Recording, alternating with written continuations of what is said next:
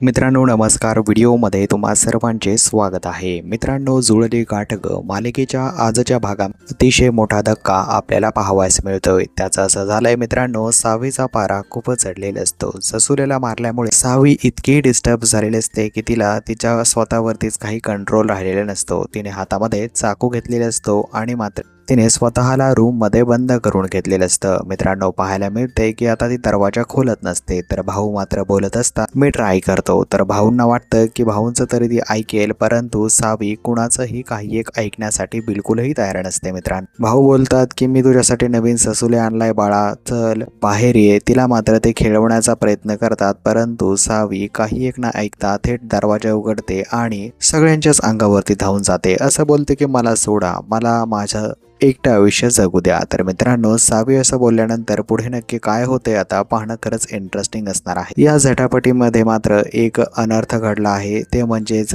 भाऊंच्या हाताला जे आहे ती थोडीशी जखम झालेली आहे मित्रांनो सावीमुळे. कारण सावीला आता ते मनवण्यासाठी जात होते त्यावेळी मात्र सावीने त्यांना थोडासा चाकू मारलेला आहे. तर मित्रांनो पुढील भागामध्ये नक्की काय होतंय, सावी आता बरी होतीये का, वेड्यांच्या इस्पितळामध्ये जातीये का, पाहणं खरंच इंटरेस्टिंग असणार आहे. पुढील भाग पाहण्यासाठी तुम्ही चॅनलला अवश्य सबस्क्राईब करा मित्रांनो आणि बेल आयकॉन दाबायला विसरू नका.